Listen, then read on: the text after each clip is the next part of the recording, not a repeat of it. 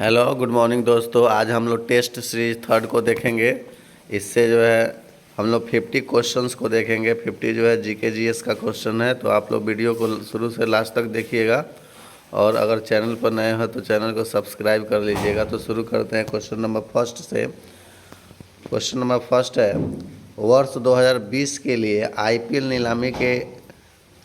नीलामी में ऑस्ट्रेलियाई तेज गेंदबाज पैट कमिंस को सबसे अधिक कीमत 15.5 करोड़ में किस टीम ने खरीदा? तो ऑप्शन है किंग्स 11 पंजाब, बी में है दिल्ली कैपिटल्स, सी में है कोलकाता नाइट राइडर्स और डी में है मुंबई इंडियंस। तो इसका करेक्ट ऑप्शन होगा सी, कोलकाता नाइट राइडर्स। फिर तो हम आगे बढ़ते हैं, नेक्स्ट क्वेश्चन को देखते हैं हम लोग। सेकंड क्वेश्चन है, माइंड्स मास्टर्स शीर्षक पुस्तक के लेखक कौन है? माइंड मास्टर शीर्ष पुस्तक के लेखक कौन है? ऑप्शन ए है नमिता अरोड़ा, बी में है अनार अली, सी में है एन चंद्रशेखरन और डी में है विश्वनाथन आनंद। तो इसका करेक्ट ऑप्शन जो है डी होगा, विश्वनाथन आनंद माइंड मास्टर्स शीर्ष पुस्तक के लेखक थे। फिर नेक्स्ट क्वेश्चन देखते हैं, क्वेश्चन नंबर 3। G20 शिखर सम्मेलन की मेजबानी करने वाला पहला अरब देश कौन है? ऑप्शन है ए इराक, बी है कतर, सी है सऊदी अरब और डी है यमन। तो इसका करेक्ट ऑप्शन होगा सी, सऊदी अरबिया। फिर नेक्स्ट क्वेश्चन हम लोग देखते हैं, क्वेश्चन नंबर 4। किस भारतीय बालू कलाकार को प्रतिष्ठित इटालियन गोल्ड मेडल अवार्ड 2019 के लिए चुना गया है? बालू कलाकार का मतलब होता है जो बालू रेत से जो है कोई आर्ट को बनाता है। ऑप्शन ए है सुबोध गुप्ता, बी है लतिका काट, सी है सुदर्शन पटनायक और डी है अनीश कपूर। तो इसका करेक्ट आंसर होगा सी, सुदर्शन पटनायक। नेक्स्ट क्वेश्चन देखते हैं, क्वेश्चन नंबर 5। किस शैक्षणिक संस्थान की टीम द्वारा पहली बार इंडिया ब्रेन एटलस तैयार किया गया? ऑप्शन ए है आईआईटी हैदराबाद, बी है आईआईटी बीएचयू, सी है आईआईटी मद्रास और डी है आईआईटी बम्बई। तो इसका करेक्ट ऑप्शन होगा ए, आईआईटी हैदराबाद। फिर नेक्स्ट क्वेश्चन देखते हैं, question number 6। Hand in hand नामक संयुक्त प्रशिक्षण सैन्य अभ्यास का आयोजन भारत और किस देश के बीच संयुक्त रूप से किया जाता है? ए है बांग्लादेश, बी में है चाइना, सी में है रसिया और डी में है America.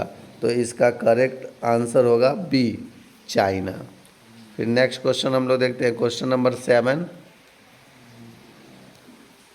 Time person of the year 2019 किसे घोषित किया गया? ऑप्शन ए है डोनाल्ड ट्रंप, बी है मलाला यूसुफजाई और सी है नरेंद्र मोदी, डी है ग्रेटा थनबर्ग। तो करेक्ट आंसर होगा D, Greta Thunberg. Next question देखते हैं, क्वेश्चन नंबर 8। चेंजिंग इंडिया पुस्तक के लेखक कौन है? ए है योगेंद्र सिंह, बी है एसी दुबे, सी है मनमोहन सिंह और डी है चेतन भगत। तो करेक्ट आंसर है सी, मनमोहन सिंह। नेक्स्ट क्वेश्चन हम लोग देखते हैं, क्वेश्चन नंबर 9 है, ह्यूमन स्पेस फ्लाइट सेंटर कहाँ स्थापित किया गया है? ऑप्शन ए है दिल्ली, बी है अहमदाबाद, सी है हैदराबाद और डी है बेंगलुरु। तो इसका करेक्ट आंसर है बेंगलुरु। फिर नेक्स्ट क्वेश्चन देखते हैं, क्वेश्चन नंबर 10।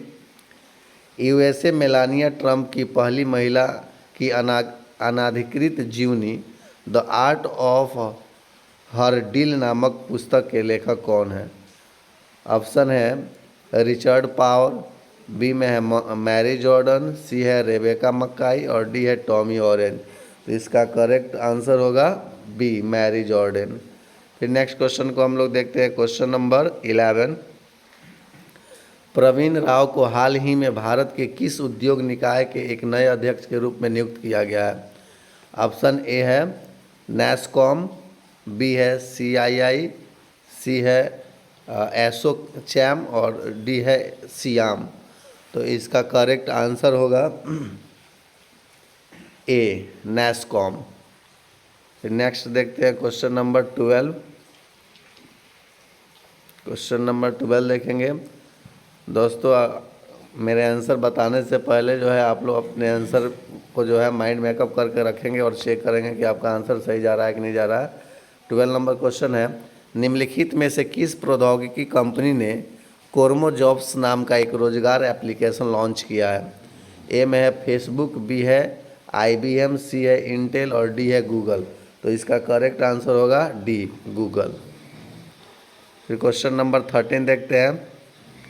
13 में है, निम्नलिखित में से किसे प्रधानमंत्री नरेंद्र मोदी का को टर्मिनस आधार पर निजी सचिव नियुक्त किया गया है? ए में है रीवा गांगुली, बी है विधु नायर, सी है बीनी महाजन और डी है हार्दिक सतीश चंद्र शाह।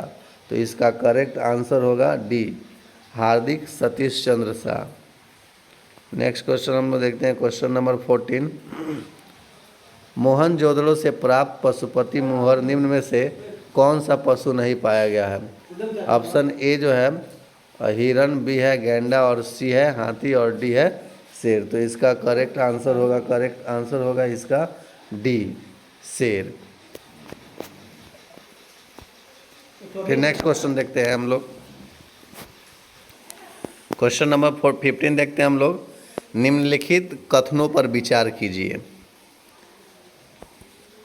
एक है, जैन मतावलंबी मानते हैं कि महावीर के पूर्व 23 तीर्थकर थे। 2 नंबर है, पार्श्वनाथ 23वें तीर्थकर थे। और 3 में है, महावीर के निकटतम उत्तरवर्ती ऋषभ थे। इनमें से उपरोक्त कथनों में से कौन से कथन सही हैं? ऑप्शन है 1 और 2, बी है 2 और 3, सी है केवल 2 और डी है केवल 3। तो इसका करेक्ट आंसर हो जाएगा ऑप्शन नंबर ए, 1 और 2। यानी जैन मतावलंबी मानते हैं कि महावीर के पूर्व 23 तीर्थकर थे, बात सही है। और सेकंड नंबर भी सही है, पार्श्वनाथ जो है जैन धर्म के जो है 23वें तीर्थकर थे। लेकिन क्वेश्चन नंबर ये थर्ड नंबर जो है सही नहीं है। चलिए आगे बढ़ते हैं हम लोग। क्वेश्चन नंबर जो है 16 देखते हैं। 16 नंबर कुछ वैसे ही हैं। निम्न राजाओं पर विचार कीजिए। 1 है अजातशत्रु, 2 में है बिंदुसार, सी में है प्रसेनजीत। इनमें से कौन कौन बुद्ध के समकालीन थे? केवल अजातशत्रु या बिंदुसार और प्रसेनजीत या अजातशत्रु और प्रसेनजीत या इनमें से तीनों? तो इसका करेक्ट आंसर जो है सी होगा। सी मतलब 1 और 3, अजातशत्रु और प्रसेनजीत ये दोनों राजा बुद्ध के समकालीन थे। क्वेश्चन नंबर 17 देखते हैं। क्वेश्चन नंबर 17 को जो है मिलान करना है, सुमेलित करना है। ब्राह्मणिर, विशाखदत्त, शूद्रक और बिलहण। इसमें से आप देख सकते हैं हम आपको क्वेश्चन पूरा दिखा दे रहे हैं। इसमें से आप समझ करके बताइए कौन सा आंसर होगा। 17 नंबर का बी होगा। बी मतलब ब्राह्मणिर बृहत् संहिता के रचयिता थे। ये ग्रंथकार का नाम दिया है और ये रचयिता का नाम दिया। ब्राह्मणिर जो है बृहत् संहिता के थे और विशाखदत्त जो है देवी चंद्रगुप्तम के थे और ये शूद्रक जो है मृक्ष कटिकम के थे और बिलहण जो है विक्रमांक देवचरित के लेखक थे। इस तरह ऑप्शन नंबर बी करेक्ट है। फिर नेक्स्ट हम लोग देखते हैं क्वेश्चन नंबर 18 है, आप लोग ध्यान से देखेंगे। वेदों के प्रख्यात टीकाकार सायण किनके शासनकाल के अधीन फले फूले? ऑप्शन ए है बहमनी राजा, बी है गोलकुंडा, सी है गजपति राजा, डी है विजयनगर राजा। तो इसका करेक्ट आंसर होगा डी, विजयनगर राजा के समकालीन थे। नेक्स्ट क्वेश्चन जो है क्वेश्चन नंबर 19 देखते हैं। मुगल चित्रकला के विषय में कौन सा कथन सत्य है? ए है युद्ध दृश्य, बी है पशु पक्षी और प्राकृतिक दृश्य, सी है दरबारी चित्रण, डी है उपरोक्त सभी। तो इसमें से देखते हैं हम लोग, ऑप्शन नंबर डी करेक्ट होगा, यानी मुगल चित्रकला के विषय में ये तीनों कथन सही है। युद्ध दृश्य भी दिखाया गया है, पशु पक्षी और प्राकृतिक दृश्य को भी दिखाया गया है, दरबारी चित्रण भी किया गया है। नेक्स्ट हम लोग देखते हैं क्वेश्चन नंबर 20। निम्नलिखित में से किसने पूर्ण सुरक्षा का वचन कर शिवाजी को मुगल दरबार में उपस्थित होने के लिए राजी किया था? ऑप्शन ए है अफजल खां, बी है शाइस्ता खां, सी है राजा जय सिंह और डी है राजा मान सिंह। तो इसका करेक्ट आंसर होगा सी, राजा जय सिंह। राजा जय सिंह जो है शिवाजी को वचन दिए थे कि दरबार में आपको किसी भी तरह का कोई दिक्कत नहीं होगा। फिर आगे चलते हैं हम लोग, क्वेश्चन नंबर 21 देखते हैं। ये भी जो है सुमेलित करना है। सूची 1 को सूची 2 से मिलाइए और नीचे दिए गए कुट में से सही उत्तर का चयन कीजिए। क्लाइव किससे संबंधित है? आप पूरा ये कर दे रहे हैं, आप लोग देख सकते हैं। क्लाइव जो है किससे संबंधित है? तो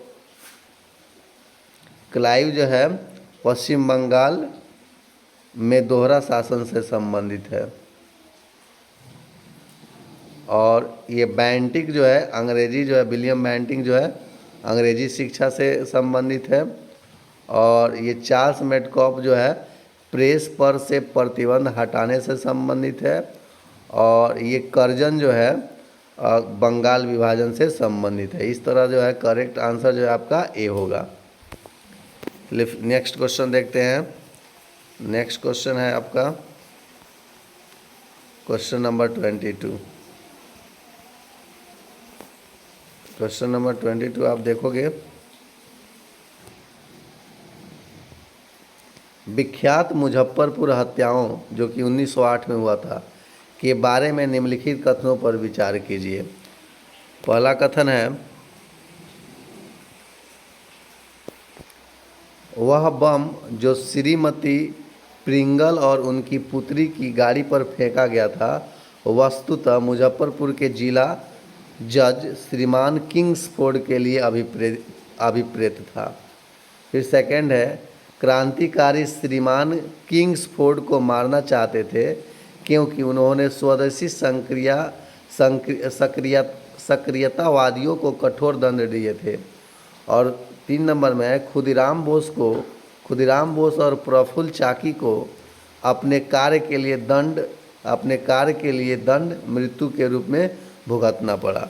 तो इसका करेक्ट आंसर होगा, आप लोग तीनों जो है कथन पे जो है विचार कीजिए और बताइए जो है इसमें से जो है कौन करेक्ट आंसर होगा। तो इसका आंसर जो होगा डी होगा। आंसर नंबर डी मतलब कथन 1, कथन 2 और कथन 3, ये तीनों जो है बिल्कुल सही है। नेक्स्ट हम लोग देखते हैं क्वेश्चन नंबर जो है 23। 1911 ईस्वी में जब राजधानी कलकत्ता से दिल्ली लाने की घोषणा की गई उस समय भारत का वायसराय कौन था? ऑप्शन ए है लॉर्ड मेयो, बी है लॉर्ड लॉरेंस, सी है लॉर्ड मिंटो और डी है लॉर्ड हार्डिंग द्वितीय। तो इसका करेक्ट आंसर हो जाएगा डी, लॉर्ड हार्डिंग द्वितीय के समय में ही ये राजधानी जो है कलकत्ता से दिल्ली लाई गई थी।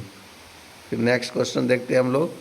क्वेश्चन नंबर 24 है, साइमन कमीशन के आने के विरुद्ध भारतीय जन आंदोलन क्यों हुआ? ए में दिया हुआ है, भारतीय 1919 के अधिनियम की कार्रवाई का पुनरीक्षण कभी नहीं चाहते थे।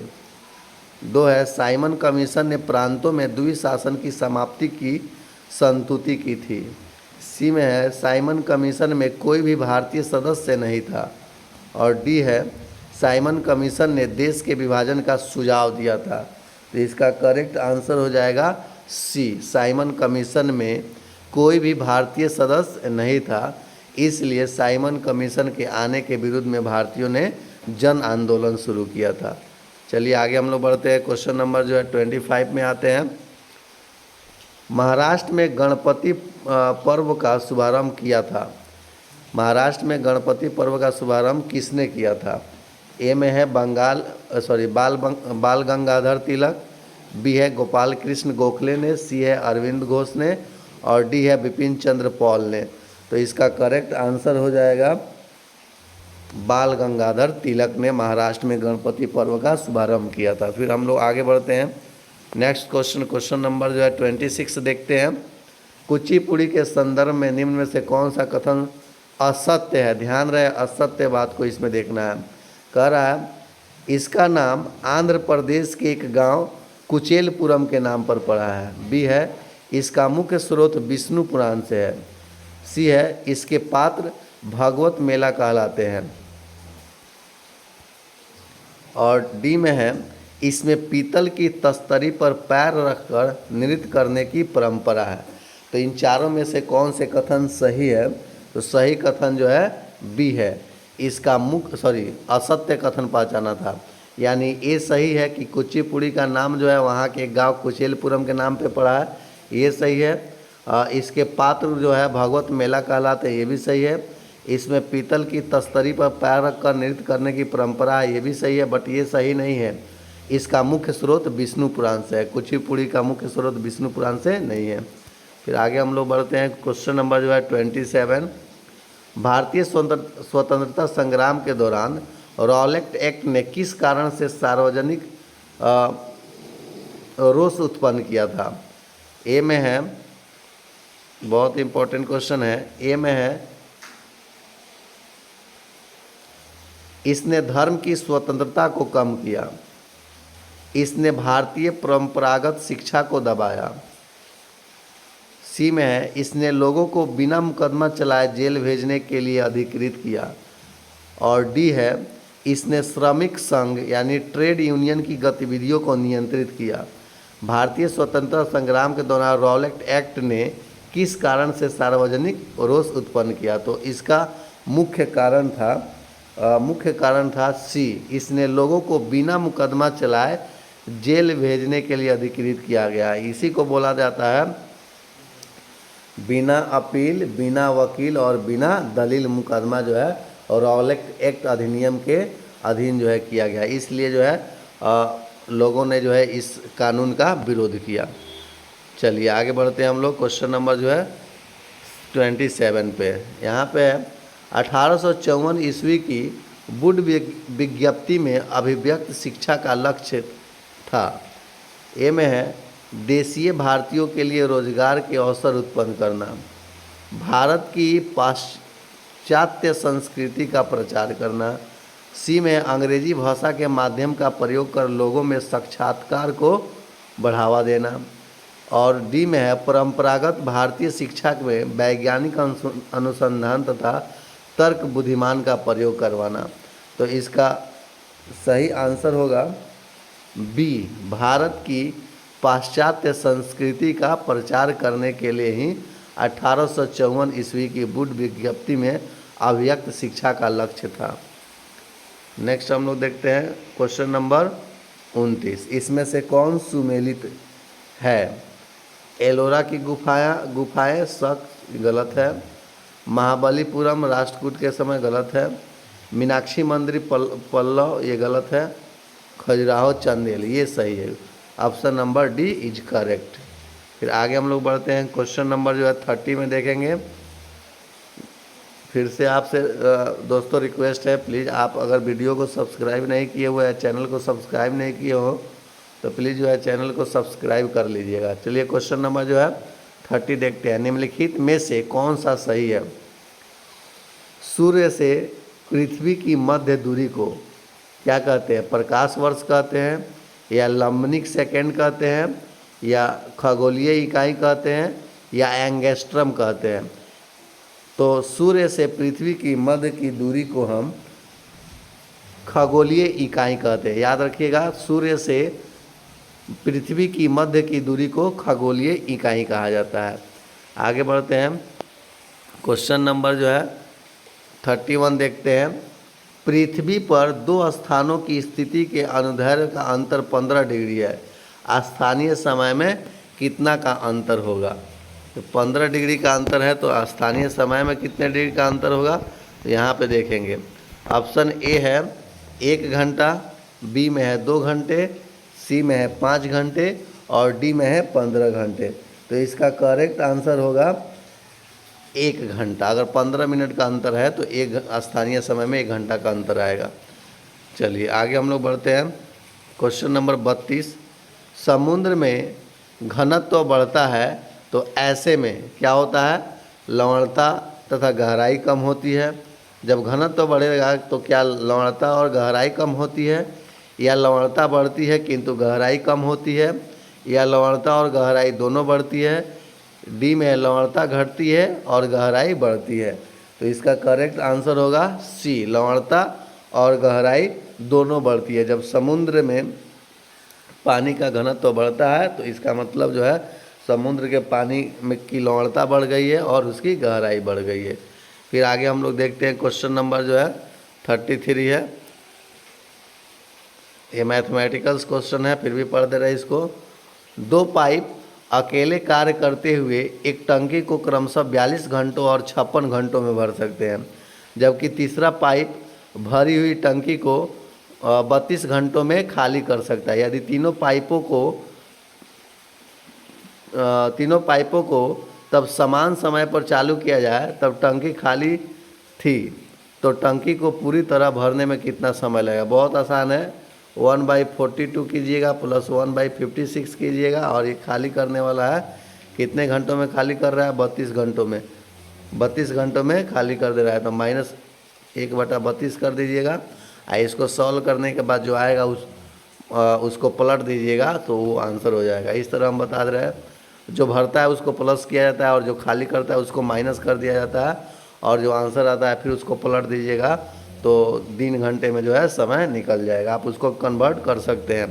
तो इसका हम आंसर आपको बता दे रहे हैं, 33 का आंसर हो जाएगा डी, 4 दिन में। फिर नेक्स्ट क्वेश्चन देखते हैं हम लोग। क्वेश्चन नंबर जो है 34, निम्नलिखित में से कौन सा भारत की सर्वोच्च पर्वत शिखर है? ए में एवरेस्ट भारत की पूछ रहा है, बी में नंगा पर्वत, और सी में है काराकोरम, और डी में है कंचनजंगा। तो इसका करेक्ट आंसर जो है सी होगा, काराकोरम जो है भारत की सर्वोच्च पर्वत शिखर है। फिर आगे हम लोग बढ़ते हैं। क्वेश्चन नंबर जो है 35 देखते हैं। निम्नलिखित में कौन सुमेलित नहीं है? निम्नलिखित में कौन सुमेलित नहीं है? तो देखते हैं यहाँ पे हम लोग, लोकटक झील मणिपुर में है, ये सही नहीं है। सांभर झील राजस्थान में है, ये भी सही नहीं है। सुमेलित नहीं है, सॉरी सुमेलित नहीं है। लोकटक झील मणिपुर में, ये सही है। सांभर झील राजस्थान में, ये भी सही है। लोनार झील महाराष्ट्र में, ये भी सही है। बट हुसैन सागर झील जो है कर्नाटक में नहीं है, ये सही सुमेलित नहीं है। तो आंसर मेरा डी हो जाएगा। आगे हम लोग बढ़ते हैं 36 नंबर क्वेश्चन में देखते हैं। किसानों से खेतों में कृषि कार्य करते समय मिट्टी में चूना मिलाने को क्या कहा जाता है, और यह किस लिए जो है?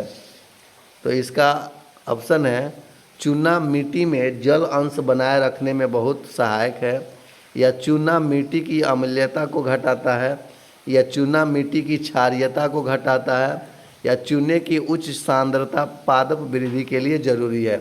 तो इनमें से कौन जो है कथन सही है? तो इसका सही आंसर होगा बी, चूना मिट्टी की अम्लीयता को घटाता है, क्योंकि चूना जो है खुद क्षार है, और क्षार जब अम्ल के साथ जो है अभिक्रिया करता है तो अम्लीय प्रवृत्ति को जो है घटा देता है।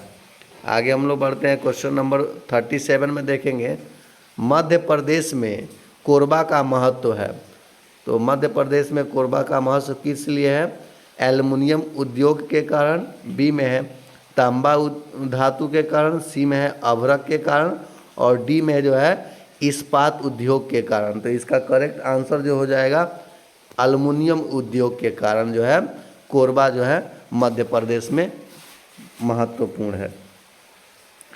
आगे हम लोग बढ़ते हैं। क्वेश्चन नंबर जो है 38 देखते हैं।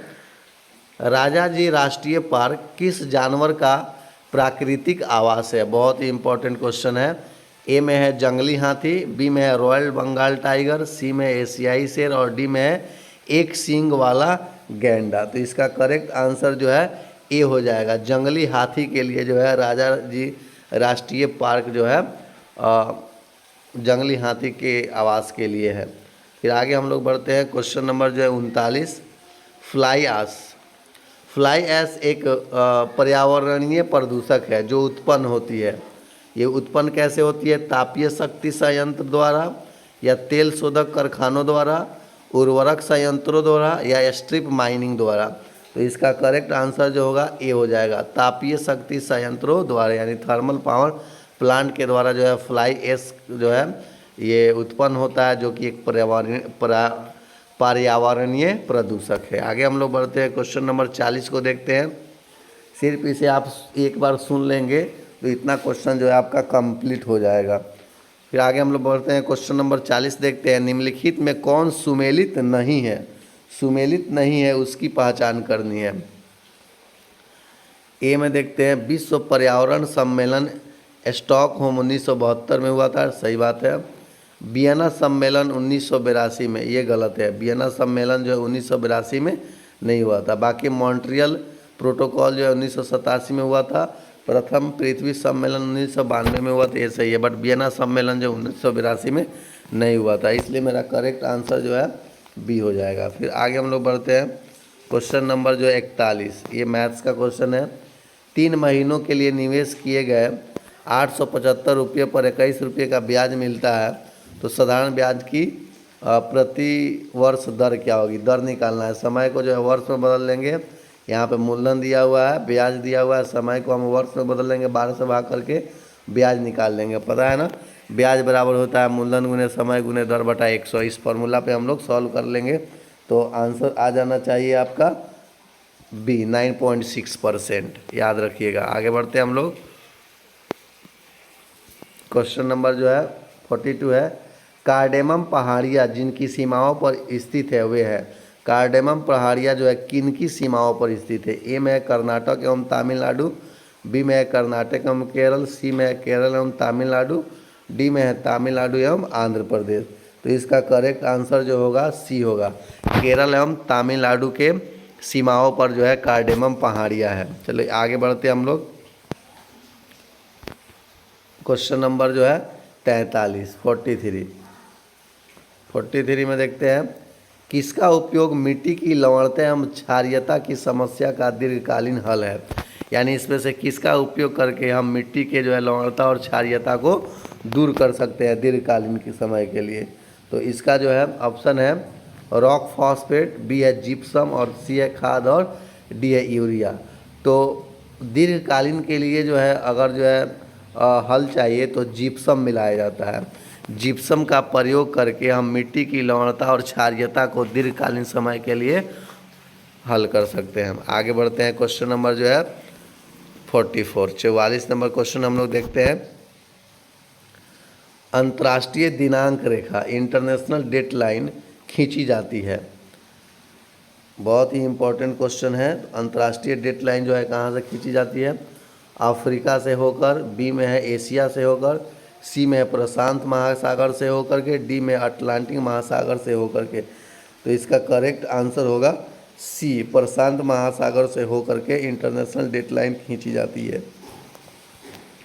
फिर जो है आगे मैथ्स का क्वेश्चन आ गया। ए बी से 4 गुना अधिक तेज काम करता है, इसलिए वह एक काम को बी की तुलना में 60 दिन पहले पूरा कर सकता है। यदि वे 7 काम करें तो कितने दिनों में काम पूरा कर सकते हैं? तो ये जो है टाइम एंड वर्क का क्वेश्चन है, बहुत आसान होता है। अगर आप पढ़े हो तो इसको सॉल्व कर सकते हैं। ऐसे में हम आंसर बता दे रहे हैं। इसका करेक्ट आंसर जो है ए होगा, 16 दिन में समाप्त कर सकते हैं। इसको आप हल करके देख भी सकते हैं। चलिए क्वेश्चन नंबर जो है 46 देखते हैं। कम समय में जो है ज़्यादा रिवीजन के लिए इस तरह यह तरीका है, केवल जो आप सुनिए और इसको याद करते चलिए। पॉडजोल क्या है? ए में है कोणधारी वन प्रदेशों में पाई जाने वाली मिट्टी है, बी में शुष्क प्रदेशों की मिट्टी है, डी में अत्यधिक उर्वरक जलोढ़ मिट्टी है, या डी में जो है उपरोक्त में से कोई नहीं है। तो इसका करेक्ट आंसर होगा ए होगा, कोणधारी वन प्रदेशों में पाई जाने वाली मिट्टी है पॉडजोल। चलिए आगे हम लोग बढ़ते हैं। क्वेश्चन नंबर जो है 47 है। उपराष्ट्रपति एम वेंकैया नायडू ने 10 आइडियोलॉजी नामक पुस्तक के तेलुगु संस्करण पड्डी भवजलालू का अनावरण किया। इस पुस्तक के लेखक कौन है? यानी कि इस पुस्तक के 10 आइडियोलॉजी नामक पुस्तक के तेलुगु संस्करण पड्डी भवजलालू का जो अनावरण किया। इस पड्डी भवजलालू पुस्तक के लेखक का क्या नाम है? ए में है एस जयपाल रेड्डी, बी में है चंद्रबाबू नायडू, सी में है वाई.एस. चंद्रशेखर रेड्डी राजेशखर रेड्डी और डी है कंवल कुंतला चंद्रशेखर राय। तो इसका करेक्ट आंसर होगा, आप देखिएगा, इसका करेक्ट आंसर होगा ए, एस जयपाल रेड्डी। फिर आगे हम लोग बढ़ते हैं, क्वेश्चन नंबर जो है 48 देखते हैं। बैरोमीटर पठन में अचानक गिरावट हो जाने से निम्नलिखित में से कौन सी एक मौसमी दशा इंगित होती है? बैरोमीटर में जब अचानक गिरावट आ जाता है तो इसका ऑप्शन दिया हुआ है कि अचानक गिरावट होने से तूफानी मौसम की दशा इंगित होती है, या प्रशांत मौसम, या शांति एवं शुष्क मौसम, या उष्ण एवं उज्ज्वल मौसम। तो याद रखिएगा दोस्तों, बैरोमीटर के पठन में अचानक जो है गिरावट आती है तो तूफानी मौसम की दशा को इंगित करता है। क्वेश्चन नंबर सेकंड लास्ट देखते हैं। क्वेश्चन नंबर 49 है, निम्नलिखित स्थलों या स्मारकों पर विचार कीजिए। चंपानेर पावगढ़ पुरातत्वीय उद्यान से संबंधित है, या छत्रपति शिवाजी रेलवे स्टेशन मुंबई से संबंधित है, या मामल्लपुरम तमिलनाडु से संबंधित है, या सूर्य मंदिर कोणार्क से संबंधित है। तो इसमें देखते हैं, इसमें एक से अधिक आंसर है, तो इसका करेक्ट आंसर हम लोग देखते हैं।